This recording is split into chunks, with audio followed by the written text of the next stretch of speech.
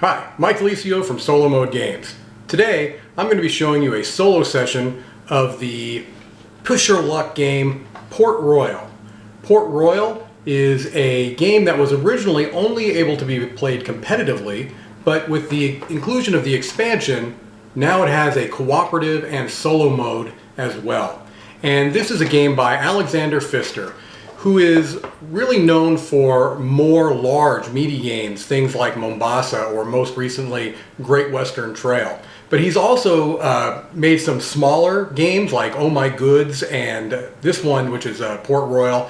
It's a really fun, quick to set up and play push your luck game where you are trying to get as many cards into a tableau as you possibly can without busting. That's always the heart of any push your luck game, is how far can you take things without busting. And I think you'll get a pretty good idea of how the game plays here in just a moment. Let's take a look at how it goes. Okay, here we have the solo setup for Port Royal with the expansion that includes a cooperative and solo version. This is a push your luck game. It's quite simple to set up. There are a few differences from the competitive mode, which comes with the original game. There's a few cards you'll add into the main deck, but the primary addition that the cooperative slash solo brings are these contracts. And there are 18 different contracts that come with the expansion, and you randomly select 3. And so these are the 3 that I have randomly selected. This one is called the Frigate Foe, and I will explain. They'll make more sense when we're playing the game, but just briefly, if at any point during the game a frigate, which is a particular type of ship, comes out and I trade with it, but instead of collecting the gold that I normally would when I trade with a ship, I choose not to take the gold, I'll put a cube here. The second time I would do so, I would put a cube here, and the third time I did so, I would immediately complete this contract and get 8 coins. The second randomly drawn contract is the Jenks Contract, and this one is one that I'm sure to complete because this is a contract where anytime you bust, and I'll explain how that works briefly, but anytime you bust, you can immediately choose to complete this contract and get 1 gold. This is not a difficult contract to complete at all. I'll explain how busting happens in just a few minutes. And then finally, I've got the Gamester Contract. This can be challenging. This means I have to have in the display 4 different kinds or colored ships. If I do so at any point during the game, I will be able to complete this contract and get 2 gold. If I can complete all 3 of these contracts before a timer deck runs out, I will win the game, and depending on how many cards are in what's called my victory pile, I'll get a score based off of a rubric in the rule book as well. So, how does this timer deck work? Well, basically you're going to start with this large deck here, and you're going to start with a base of 13. Okay, so 13 cards would be to begin with in the player deck. The other thing you do is you adjust for any of the numbers on these 3 contracts. Now in this contract I've got a 0, here I've got -1, and here I have 0.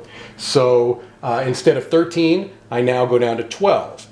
Then you add a card for each unique letter. Okay, I have C, F, and A, so there's 3 unique letters. So I'm going to add 3 to that 12 for a base of 15.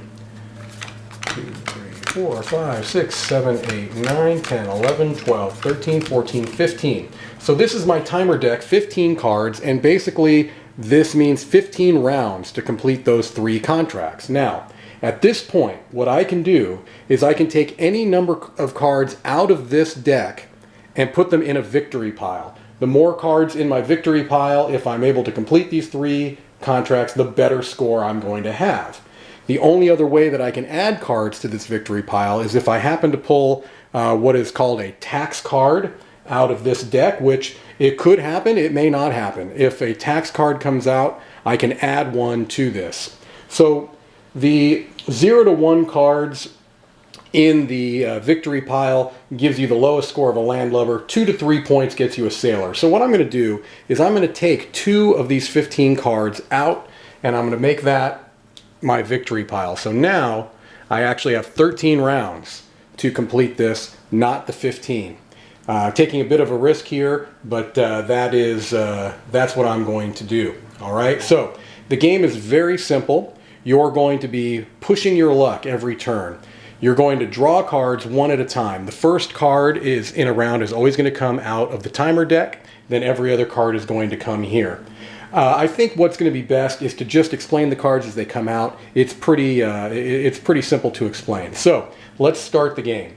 First card comes from the timer deck. This is a frigate, okay? There are different colored ships, and they're all going to have a gold value, all right? Now, if I chose, I could stop this turn right now, play it into the display, and stop right here and trade with this frigate and get 3 coins. Actually, I need to start with 3 coins. These cards also on the back, they just count as gold, which you can use to buy other cards from the display. So I start with 3. If I wanted to stop right now, I could collect those 3 coins and go to the next turn. The other thing I could do is push my luck. Draw another card, leaving this out. Now, why would I want to do that? Well, potentially I didn't want this card, but also, if different colored ships come out, you can potentially draw more cards out of the display.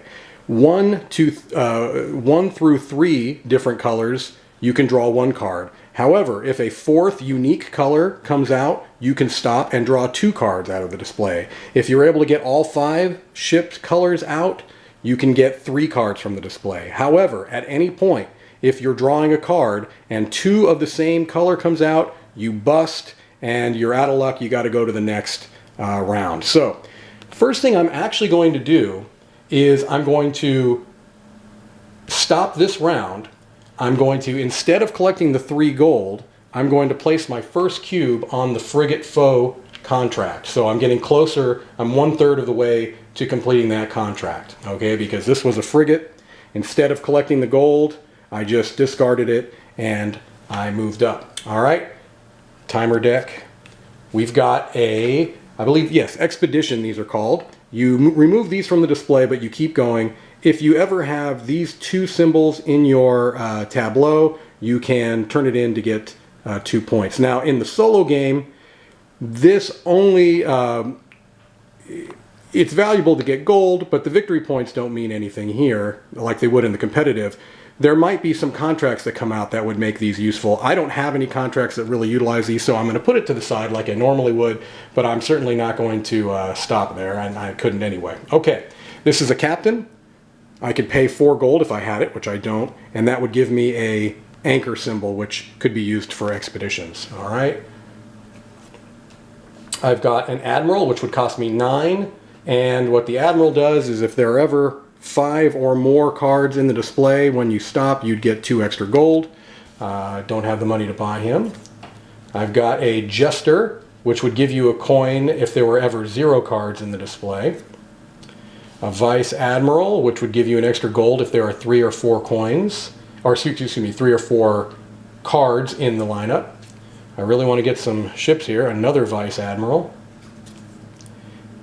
I swear I shuffled these, but I'm getting nothing but vice admirals here.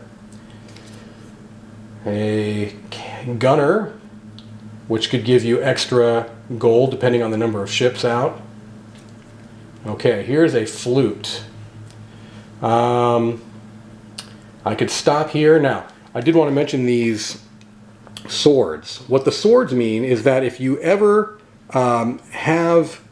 there are certain cards that are going to have sword values, soldiers and such, that you can buy to put into your tableau. And if you wanted to repel these ships, you would need 2 swords to do so. So let's say this is the second blue that came up and you didn't want to bust. If you had 2 swords in your tableau, you can just discard the ship without busting. But I don't have any swords. I haven't had any possibilities come up. I'm going to keep going, taking a little risk. Okay. So I've got 2 different colored ships here. I could stop, trade with this skiff and get 4 gold, which is nice. I could push my luck and try to go for this Gamester. I think that's kind of pushing it. I think I'm going to stop and get the 4 gold because that's a pretty good return. 1, 2, 3, 4. These all get discarded. Okay. Timer deck, a galleon. Okay, this would give me 3 gold. This symbol is only if you are playing with other players. That would mean another player would get a gold, but for the solo it doesn't really matter. It just gives you the 3. So there's a galleon. I could stop and get that, but I'm not going to. A trader, which would give you an extra gold every time you traded with the skiffs. Another gunner. A jack of all trades. The jack of all trades costs 6, and it basically would give you one of those symbols that you could have in your tableau. All right. Those symbols don't really help me in these particular contracts. There are others that would. Now, here's a pirate I could buy for 5. It would give me 2 swords, which I could use to potentially repel ships that might bust. I think I am going to do that. I've got enough gold. I'm going to spend 5. 1, 2, 3, 4, 5. Go ahead and discard those. I now have the pirate in my display. I've got 2 swords. These go away. Go here. We've got a pinnace. All right. Okay, here we've got our first tax increase. All right.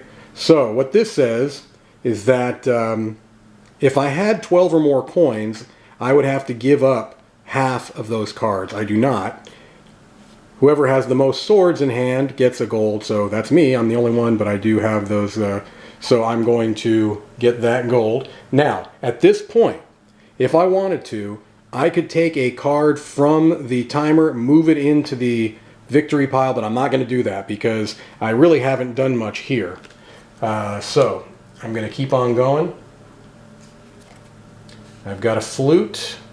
All right. Now I could repel either of those ships because both of these have values of 2, but I don't really want to. I want to get ships out there. Okay, here I have another expedition with 2 anchors, which I'm really not going to pay much attention to those. This Mademoiselle costs 9, and it lets you buy anything for 1 less gold. A priest, which gives you a cross symbol for 4 coins. A trader, which gives you an extra coin on black ships.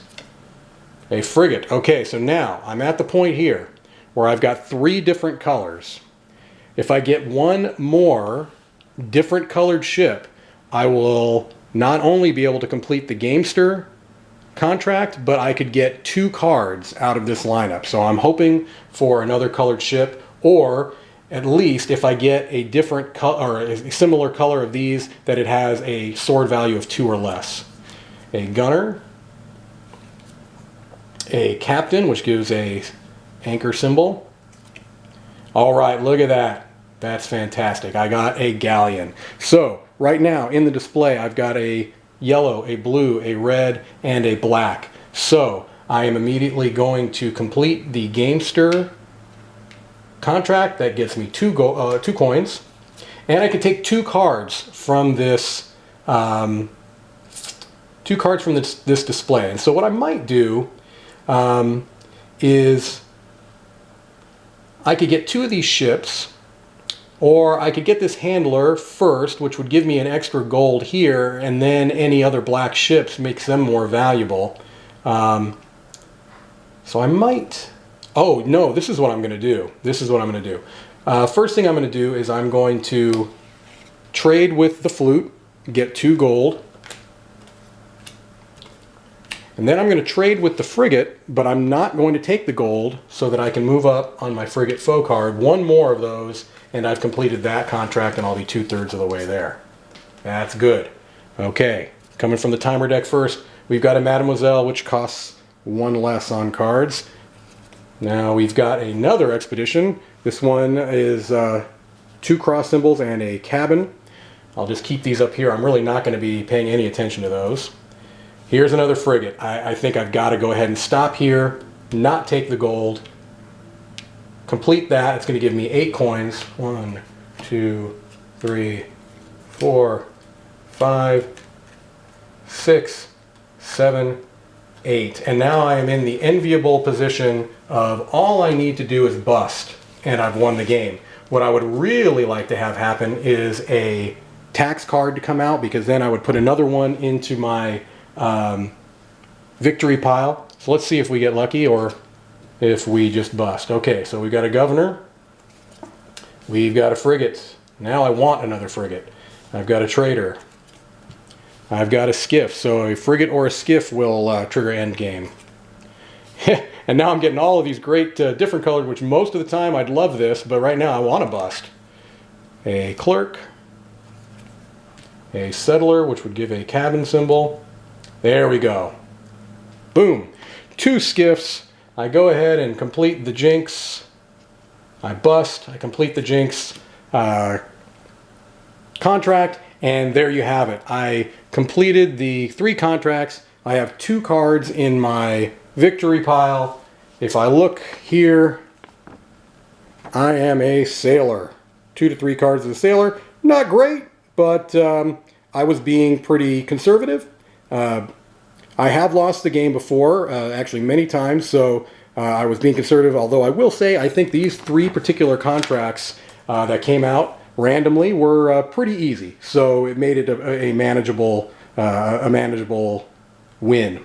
Well, I hope you got a good idea of how the game plays. It's very quick, easy to set up, easy to tear down, a good amount of variability with the 18 different contracts that can come out in different scenarios, different combinations, I should say. So thank you very much and have a great day.